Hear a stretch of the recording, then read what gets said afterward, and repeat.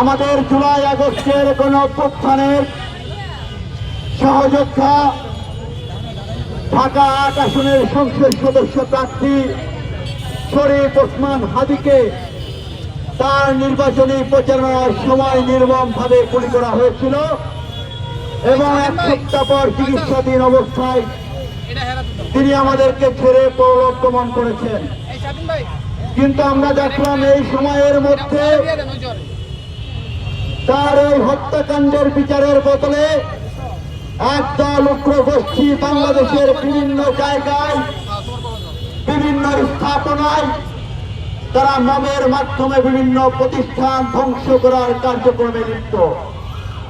এবং সব থেকে ভয়াবহ যে কাণ্ডটি ঘটিয়েছে ময়মনসিংহের ভালুকায় একজন পোশাক শ্রমিককে মিথ্যা অপবাদের মধ্য দিয়ে নিজের হাতে আইন তুলে নিয়ে একজন জ্যান্ত মানুষকে নির্মমভাবে পিটিয়ে হত্যা করার পরে জনসম্মুখে প্রকাশ্যে তাকে আগুন দিয়ে পুড়িয়ে মারা হয়েছে। বাংলাদেশের জাতীয়তাবাদী ছাত্র দল এই সকল মব সন্ত্রাসের বিরুদ্ধে ৫ আগস্ট পরবর্তী সময়ে ঢাকা বিশ্ববিদ্যালয় সহ বিভিন্ন শিক্ষা প্রতিষ্ঠানে শিক্ষার্থীদেরকে বারবার সচেতন করে আসছে। আর একটি হৃদয় বিদারক ঘটনা গত শনিবার ঘটে গিয়েছে।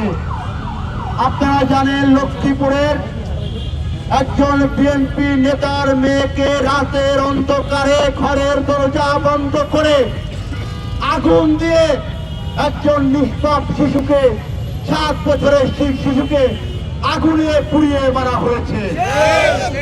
এই সব নিন্দনীয় এই সব হীন মব সন্ত্রাসের বিরুদ্ধে বাংলাদেশ জাতীয়তাবাদী ছাত্র দল আজকের এই বিক্ষোভ মিছিলে